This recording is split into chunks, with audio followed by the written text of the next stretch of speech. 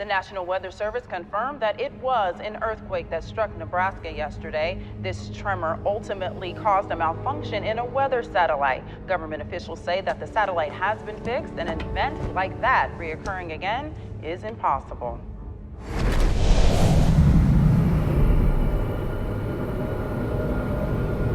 Oh, Jordan, I told you it was folly.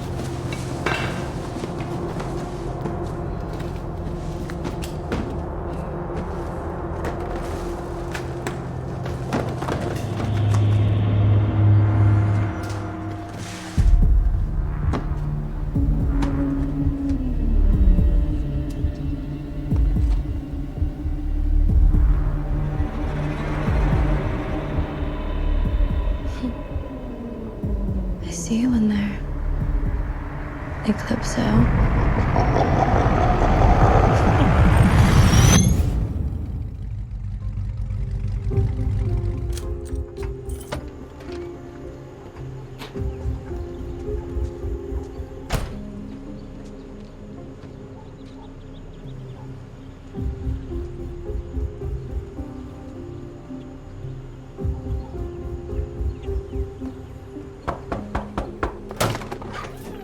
Can I help you? I'm looking for Pat Dugan.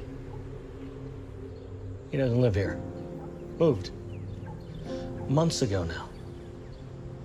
Any idea where I can find him? Who are you? I'm an old friend. Name's Sylvester Pemberton.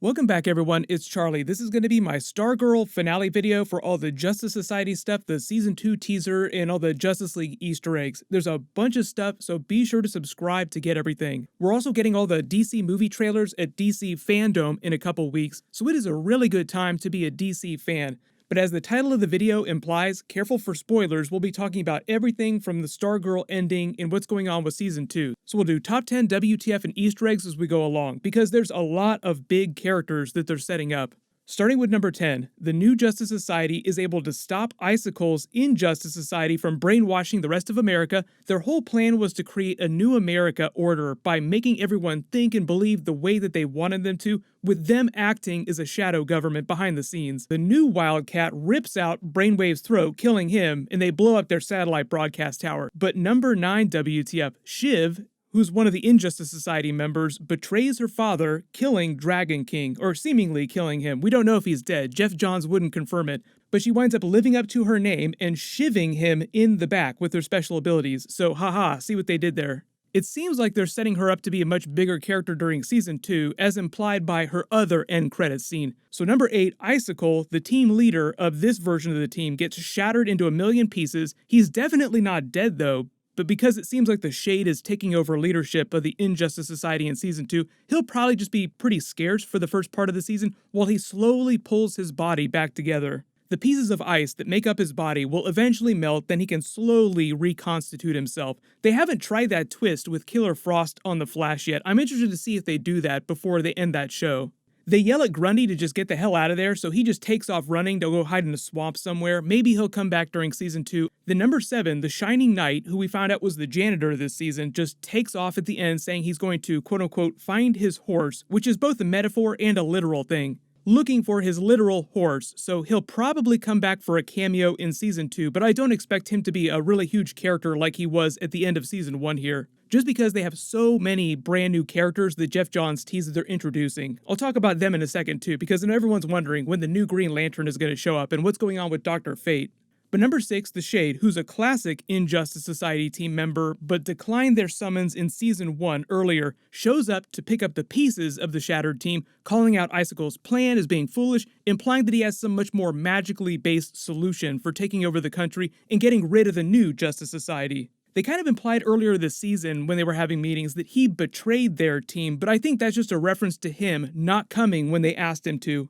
The really cool thing about the Shade's powers is that he can manipulate darkness in the Dark Zone. The Dark Zone is a primordial darkness alternate dimension that works a lot like Doctor Strange's Dark Dimension where Dormammu rules. Remember how they pulled extra energy from the Dark Dimension? It's the same thing with the Shade. He can use it to teleport, he can create darkness constructs like Green Lantern creates constructs, he can summon shadow demons and control them, and he can create darkness force fields. In the comics, he eventually becomes Starman's ally and turns good, so there's always a chance the TV show Shade could eventually help the Justice Society, but it seems like for most of Season 2, at least at the beginning, he'll be driving most of the plot, controlling the new version of the Injustice Society. Then number 5, this is probably one of the biggest WTF moments, Shiv releases Eclipso from the storage locker through the Heart of Darkness. That's what the name of this gem is. Eclipso is the being that resides in the gem itself is called the Heart of Darkness. The way she holds the gem up in front of her eye makes it seem like she might become one of his first hosts, but part of the fun of Eclipso is that he winds up controlling everyone, so I would be willing to bet that he winds up taking over many different heroes and many different villains during Season 2. If you're not really familiar with the character though, he is the primordial manifestation of God's wrath and was responsible for the Great Flood of biblical fame. He's mostly a magic-based character, but he has powers of flight, he's immortal, he's mostly invulnerable, he has super speed, stamina, he has special darkness rays that he emits that are almost as powerful as Darkseid's Omega beams. He also has a mystical darkness sword, and he can use the Heart of Darkness to enhance his attacks. The only limitations of the character are the limitations that the Presence, which is the god of the DC universe, puts on him. Because he's this big cosmic character, he has to operate by some cosmic rules, the same way that the Spectre has to operate by God's rules. Anytime they go off the rails, the Presence will get involved and sanction them somehow, because the Presence is the most powerful character in the entire DC universe. Number 4, then they have a bit of a family moment, reconciling. Pat is now fully the Stripes character from the comics. The giant robot from the show, though, is a mech, but he'll just continue helping them during Season 2. The mom is also a little bit more in on their secrets. It would be weird if they went for more seasons without her finding out about the Justice Society stuff. She'd kind of start to seem like an idiot. You can only go so long without characters finding out people's secret identities. But then number 3, this is actually a pretty huge one. In North Hollywood, back where Pat used to live, Joel McHale's Starman character shows up at Pat's old apartment building, address 912, looking for him, claiming he's an old friend. But the big question to ask, though, is if it's really him and he survived this whole time, he didn't die during that first episode flashback, or if it's just someone pretending to be him. Because remember, we're talking about comic books, there are doppelgangers all over the place, and then you get into a big Crisis on Infinite Earths multiverse story, so it's not uncommon to masquerade as other characters. But it does seem like Joel McHale is going to star in at least the first couple of episodes. I don't expect him to be in every single episode, but they'll probably just have fun with the idea of whether or not the cosmic staff will return to him or it'll obey Courtney, because that's the whole thing, is that it's sentient, it does what it wants to do. Number 2, though, Jeff Johns teased a bunch of new characters coming in. So we still have Alan Scott's Green Lantern battery. It was still glowing the last time we saw it, meaning it was getting ready to select a new Green Lantern.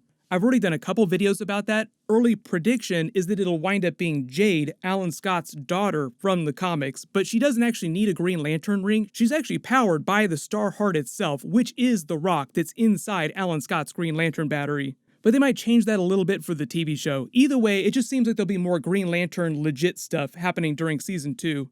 There's also Dr. Fate, which they didn't really answer any questions about during Season 1. The Helmet of Fate is still in the Justice Society's headquarters, so it has to select a new wearer if the real Dr. Fate from the past doesn't show up again.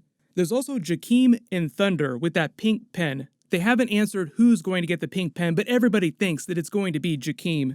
But number 1, just in terms of Season 2 release date and the move to CW, so if you guys didn't hear the news, the CW effectively took over the Stargirl TV show, and it's going to air exclusively on the CW during Season 2, but that's probably not going to premiere till the end of next year. But right now it does seem like the DC Universe streaming service is probably going away. That means Titans Season 3 will also probably premiere on HBO Max because it's a little more hardcore, even though it could go either way. They could put it on CW or they could put it on HBO Max. But DC Fandome is coming up. There's a couple other big HBO DC series that they're working on, like the HBO Green Lantern series, HBO Justice League Dark. So hopefully they'll give us more details about what's going on with those series in a couple weeks. We're also supposed to get a new Justice League Snyder Cut trailer, a new teaser for the Batman movie with Robert Pattinson, a Black Adam teaser, Shazam 2, and James Gunn implied that there would be some kind of teaser or trailer for the Suicide Squad movie that's coming out next year. Everyone click here for that brand new Black Suit Superman Justice League Snyder Cut trailer video, and click here for the Batman 2021 trailer video and Easter eggs. Thank you so much for watching. Everyone stay safe. I'll see you guys tonight.